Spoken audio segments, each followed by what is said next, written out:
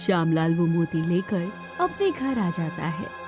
परी ने उसे जो सिक्के दिए थे उससे वो घर की जरूरत का सामान लेकर आता है। ये क्या सामान के साथ आप ये मोती कहाँ से लेकर आए हैं? ये कोई साधारण मोती नहीं है तारा, ये हमारी इच्छा पूरी करने वाला दिव्य मोती है।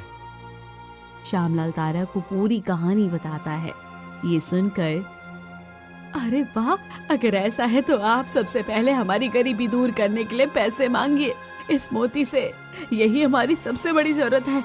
लगता है कि हमारा भाग्य बदलने का समय अब आ गया है। नहीं तारा, पैसे तो हम कमा सकते हैं। अभी सबसे ज्यादा जरूरी है राजू की आंखों की रोशनी। मैं इस मोती के वरदान का उपयोग अपने बेटे की आंखें वापस लाने में करूंगा। परी ने साफ तौर पर कहा है कि लालच से भरी एक भी इच्छा इस मोती को फिर से उसके पास ले आएगी। फिर श्यामलाल उस मोती को हाथ में लेकर कहता है, हे मोती, अगर तुम मुझे वरदान देना चाहते हो तो मेरे बेटे की आंखों में रोशनी ला दो। तुम्हारे इस चमत्कार से मेरा बेटा ये दुनिया देखने के लायक हो जाएगा। श्यामलाल के ऐसा कहते ही वो मोती चमकने लगता है और उस मोती से रोशनी निकलकर राजू की दोनों आंखों में चली जाती है। राजू अब सब कुछ साफ देखने लगता है। आप सही कह रहे थे, हमारे राजू की खुशी पैसों से भी कहीं बढ़कर है।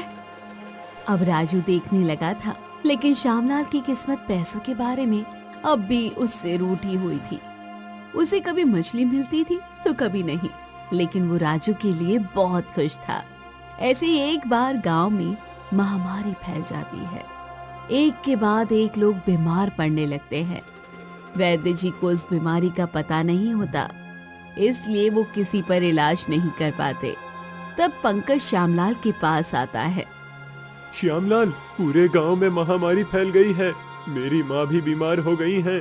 किसी को समझ नहीं आ रहा है कि इस समस्या का क्या उपाय करें। हम मुखिया जी से जाकर मिलते हैं, शायद वो कुछ उपाय कर पाएं। पंकज और श्यामलाल दोनों मुखिया के घर आते हैं। तब उन्हें पता चलता है कि मुखिया जी महामारी से डरकर उसकी चपेट में आने से पहले ही गांव छोड़कर अपनी बहन के घर गए हुए थे। अब क्या करें? मुखिया जी तो नहीं है, जल्दी ही कुछ करना पड़ेगा, नहीं तो गांव में कोई नहीं बचेगा। चलो मेरे साथ, मैं कुछ करता हूँ। तुम्हारे पास कोई उपाय है?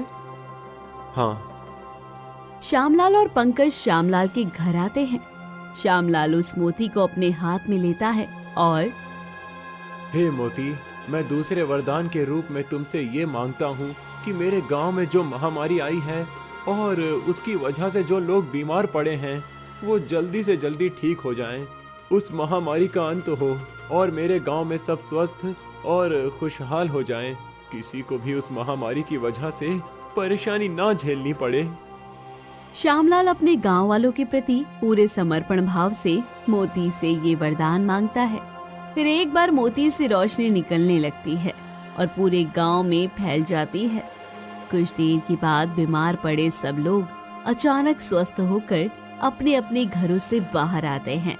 महामारी का अंत होता है। पंकज की माँ भी ठीक हो जाती है और ये देखकर पंकज श्यामलाल को धन्यवाद देकर उसे गले से लगा लेता है।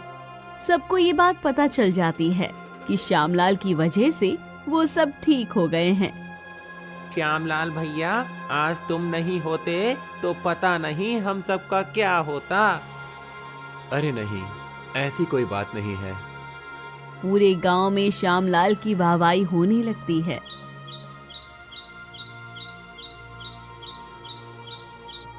एक दिन गांव का मुखिया गांव में वापस आ जाता है और उसे श्यामलाल के उस दिव्य मोती के बारे में पता चल जाता है।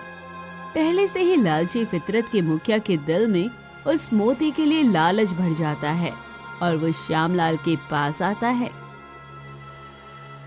श्यामलाल, उस दिन तुम मेरे पास पैसे मांगने आए थे ना, और मैंने तुम्हारा खेत तुमसे मांगा था।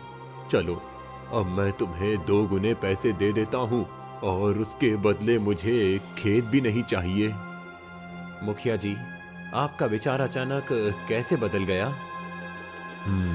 मैंने सोचा कि तुमने गांव वालों की कैसे मदद की है और तुम कितने अच्छे हो, इसीलिए मैंने सोचा कि तुम्हारी भी थोड़ी मदद कर दूं। बस मेरी भी एक मदद कर दो। मैं भला आपकी क्या मदद कर सकता हूं मुखिया जी? इस वक्त तुम ही हो जो मेरी मदद कर सकते हो। मैं तुम्हें चाहे जितने पैसे दे दूंगा, मुझे बस तुम्हारा वो जादुई मोती दे दो। श्यामलाल समझ जाता है कि मुखिया के मन में लालच भर गया है। क्या? नहीं, मैं वो मोती आपको नहीं दे सकता हूं मुखिया जी। नहीं दे सकते? पर क्यों? अब तो तुम्हारे बेटे की आंखें भी ठीक हो गई हैं। मैं तुम्हें मुंह मांगे पैसे दे रहा हूं, तो फिर तुम्हें उस मोती की क्या जरूरत है? नहीं मुखिया जी, मैं आपको वो मोती नहीं दे सकता। आप मुझे उसके कारण मत बताइए। अब आप जा सकते हैं, मुझे आपके पैसे नहीं चाहिए। मुखिया श्यामलाल को गुस्से से देखते हुए चला जाता है। 2-3 दिनों के बाद श्यामलाल गांव से बाहर गया हुआ होता है। जब वो लौटता है तब श्यामलाल भैया, गजब हो गया। उस मुखिया ने राजू और तारा भाभी को उठा लिया है। अरे, ये क्या कह रहे हो तुम? हाँ श्यामलाल, तुम गांव से बाहर थे, तब मुखिया के आदमी आए और राजू और तारा भाभी के हाथ पैर बांधकर उन्हें अपने साथ कहीं ले गए। वो तो हथियार के साथ में थे। जब हम उन्हें रोकने गए तब उन्होंने हम पर भी हमला कर दिया। जरूर उस मुखिया ने दिव्य मोती के लिए ये सब किया है। मैंने उसे मोती देने से मना किया था, पर अब क्या करोगे तुम? मैं अब उस मोती की मदद से ही राजू और तारा को वापस ले आऊंगा और फिर वो मोती परी को लौटा दूंगा। वो मोती मुखिया जैसे लालची के लिए नहीं है, उसे लौटाना ही सही रहेगा। श्यामलाल मोती से प्रार्थना करता है और मोती से रोशनी निकलने लगती है। कुछ ही देर में राजू और तारा श्यामलाल के सामने प्रकट हो जाते हैं। फिर श्यामलाल वो मोती लेकर परी के पास आता है और उसे वो मोती लौटा देता है। परी, मैंने अपने 3 वरदानों का उपयोग कर लिया है। ये मोती किसी लालची के हाथ ना लगे, इसीलिए मैं इसे तुम्हें लौटाने आया हूँ। तुमने इस मोती का उपयोग अपने लालच के लिए नहीं किया और गांव की भलाई के लिए किया, इसलिए मैं तुमसे प्रसन्न हूँ। अब मैं तुम्हें एक वरदान देती हूँ।